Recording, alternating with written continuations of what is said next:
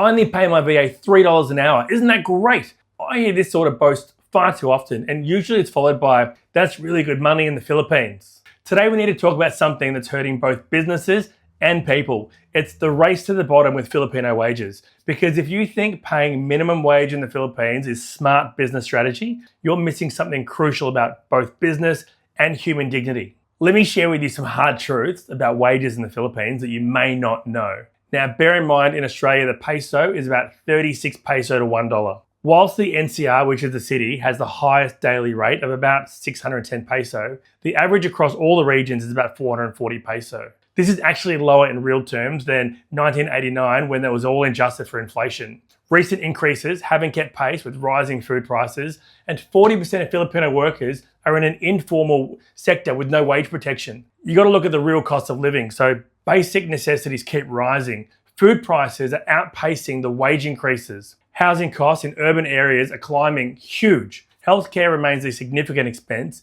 and education costs are substantial. Here's what makes this particularly troubling though. While businesses boast about paying minimum wage, they're actually paying less in real terms than they would have 35 years ago. Think about that. We're going backwards, not forwards. And here's what makes this even more problematic. The practice of end of contract, affects about 30% of the workforce. So not only are wages low, they're often not even secure. The real cost of minimum wage strategies extends far beyond your payroll. I mean, you've got the economic impact. So contributing to working poverty, you're eroding trust in economic systems, damaging local economic growth, and creating an unstable workforce. This just perpetuates a poverty of debt cycle. Then you have to look at the business inefficiencies. So there's higher turnover costs, constant retraining expenses, and reduced productivity with work. There's always that quality of inconsistency issue and then legal compliance risks. And then you don't factor this in, but the hidden operational costs. So the consistent time to lost recruitment,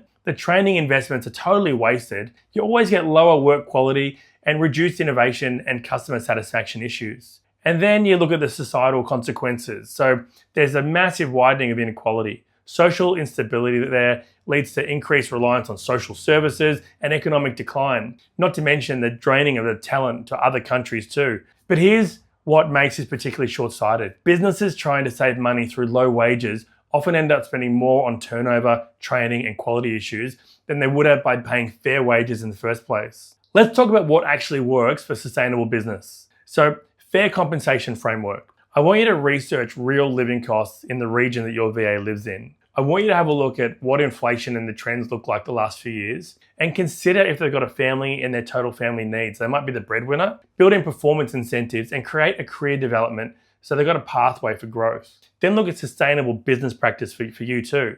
Focus on long-term stability and invest in the workforce development. Build employee loyalty and reduce turnover costs by improving the service quality. Now, invest in your employee. Healthcare benefits, educational support for their kids. Look at the skill development so they can grow and what that career progression looks like and reward their performance. From that, you'll see business benefits. You'll see higher employee retention and improved productivity. Then you'll start to see the service quality is going to increase and you'll start to see innovation and your reputation locally and abroad will enhance. But remember, the most successful businesses understand that their employees' success is directly tied to their own success. It's not about minimum wage versus high wages. It's about building a sustainable business model that works for everybody. So let's make this practical. I got a task for you. I want you to research some things. I want you to study the real cost of living in the specific regions and find out the region where your VA lives. Understand local economic conditions and research market rates for the roles that you're looking to hire for.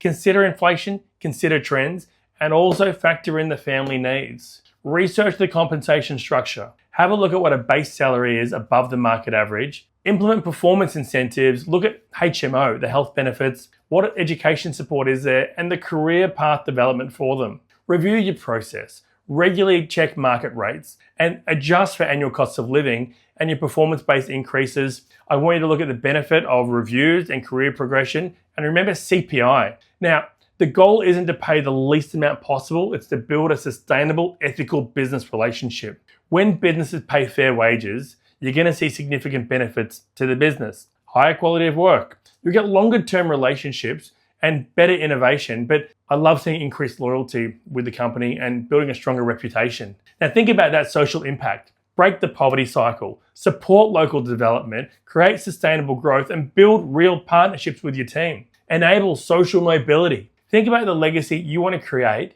Do you want to be known as the business that helped people thrive, or the one that profited from keeping them down? Next time someone brags about paying minimum wage, ask them this. Would you accept that wage for your family?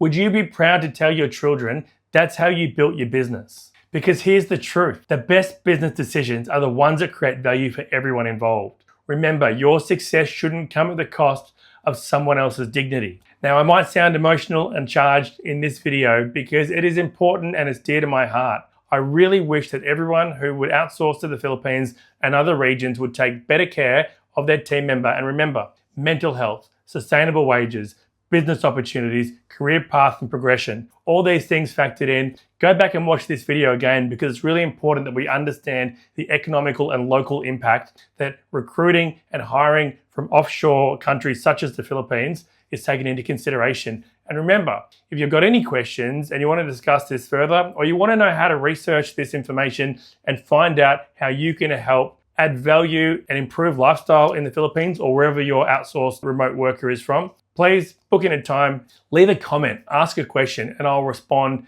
and I'll help wherever I can.